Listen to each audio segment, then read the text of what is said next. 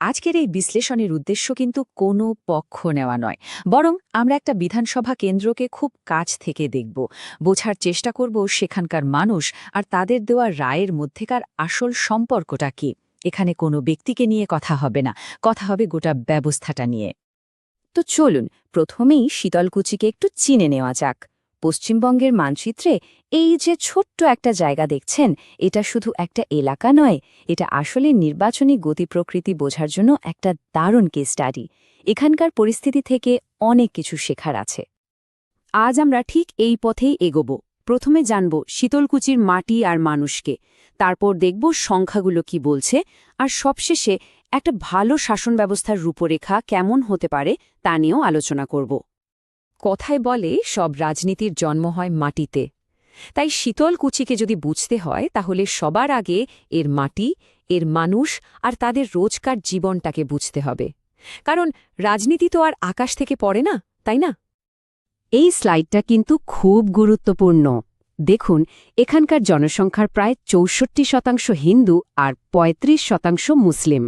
কিন্তু সবচেয়ে চোখে পড়ার মতো বিষয়টা হল মোট জনসংখ্যার অর্ধেকেরও বেশি, মানে প্রায় ৫৫% মানুষই তপশিলি জাতিভুক্ত। এই সামাজিক বিন্যাসটাই কিন্তু এখানকার রাজনৈতিক সমীকরণের অন্যতম প্রধান চালিকা শক্তি। শীতলকুচি আসলে একটা গ্রামীণ এলাকা, যার অর্থনীতিটা মূলত কৃষির ওপরই টিকে আছে। তোরসা নদীর ধারে হওয়ায় প্রতি বছর বন্যার সাথে লড়াই করাটা এখানকার মানুষের জীবনের একটা অংশ হয়ে গেছে। তার উপর আবার যোগ হয়েছে ফসলের ঠিকঠাক দাম না পাওয়া আর শিক্ষিত তরুণদের মধ্যে বেড়েই চলা বেকারত্ব। এই সব কিছুই কিন্তু মানুষের জীবনকে সরাসরি প্রভাবিত করে। এবার চলুন একটু সংখ্যার দিকে তাকানো যাক, কারণ নির্বাচনী ফলাফল তো শুধু হার জিতের একটা হিসেব নয়, এটা আসলে মানুষের সম্মিলিত গলার আওয়াজ। তাদের আশা, তাদের হতাশা সবকিছুই এই সংখ্যাগুলোর মধ্যে লুকিয়ে থাকে। এটাই আসল জনমত। ভাবুন একবার, ৮৬%-এরও বেশি ভোটার উপস্থিতি। এই সংখ্যাটাই দেখিয়ে দেয় যে শীতলকুচির মানুষ তাদের গণতান্ত্রিক অধিকার নিয়ে কতটা সচেতন। তারা যে একটা পরিবর্তন চান সেটারই প্রমাণ হল ভোটকেন্দ্রে এই লম্বা লাইন। এটা গভীর রাজনৈতিক অংশগ্রহণের একটা স্পষ্ট লক্ষণ। আর ২০২১ নির্বাচনে জয়ের ব্যবধান ছিল প্রায় ১৮,০০০ ভোট। এই ব্যবধানটা কিন্তু বেশ বড়, আর এটা একটা স্পষ্ট পরিবর্তনের দিকেই ইঙ্গিত করছে। আমাদের বুঝতে হবে ঠিক কি এমন ঘটল যে আধের নির্বাচনের তুলনায় এত বড় একটা পরিবর্তন চলে এলো। এই চার্টটা দেখুন, পুরো গল্পটা এখানেই লুকিয়ে আছে।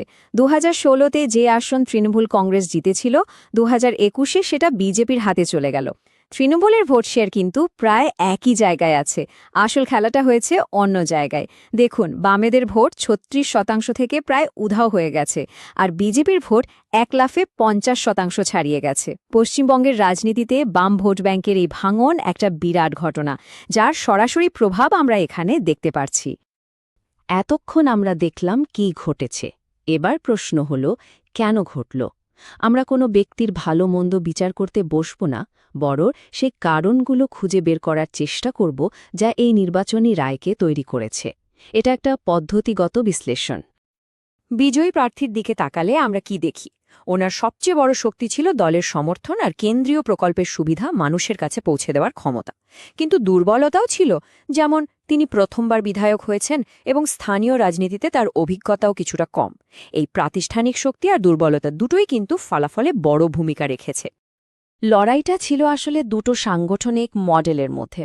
একদিকে ছিল একটা নতুন দলের ক্যাডার ভিত্তিক সংগঠন, আর অন্যদিকে ছিল একটা পুরনো, এলাকায় গভীরভাবে শিকড় গেড়ে থাকা স্থানীয় নেটওয়ার্ক। এই নতুন কাঠামোই কিন্তু পুরনো ব্যবস্থাকে চ্যালেঞ্জ জানাচ্ছিল। এখানে একটা কথা আমাদের সবাইকে মনে রাখতে হবে, গণতন্ত্রে যে কোনো আলোচনার ভিত্তি হওয়া উচিত তথ্য আর যুক্তি, ব্যক্তিগত আক্রমণ নয়। যখন আমরা শীতলকুচির আসল সমস্যাগুলো নিয়ে কথা বলি, তখন আমরা আসলে প্রত্যেক ভোটারের সিদ্ধান্ত আর মর্যাদাকে সম্মান জানাই, আর এটাই একটা সুস্থ সমাজের লক্ষণ। এবার আসা যাক সেই আসল কারণগুলোতে, যেগুলো মানুষের মনে দাগ কেটেছে। এগুলোকে শুধু সাধারণ অভিযোগ ভাবলে ভুল হবে।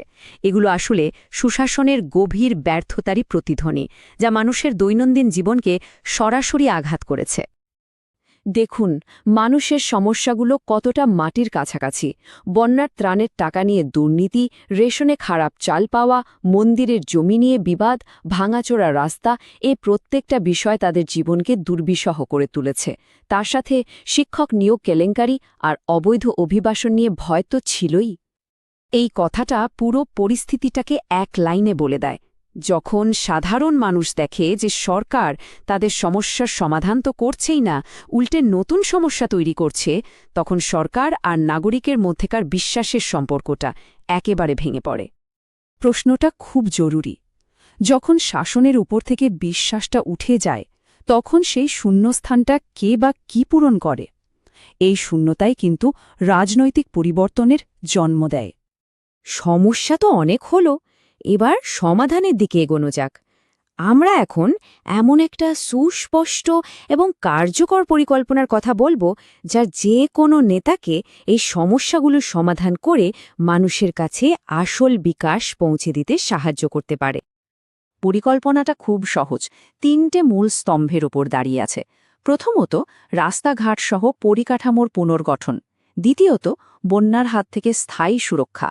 আর তৃতীয়ত, স্থানীয় স্তরে নতুন চাকরির সুযোগ তৈরি করা। এই স্লাইডে দেখুন প্রতিটি প্রকল্পের জন্য কত বিনিয়োগ দরকার, কত সময় লাগবে, আর তার ফলে সাধারণ মানুষের ঠিক কী লাভ হবে তার একটা পরিষ্কার হিসেব দেওয়া আছে। মানে সরকার যে টাকাটা খরচ করবে তার বদলে সাধারণ মানুষ কি ফেরত পাবে। যেমন জাতীয় সড়কটা ঠিক হলে ব্যবসা বাণিজ্য বাড়বে, বাঁধটা তৈরি হলে কৃষকদের ফসল বাঁচবে, আর ফুড পার্কটা হলে প্রায় ৫,০০০টা নতুন চাকরি তৈরি হবে।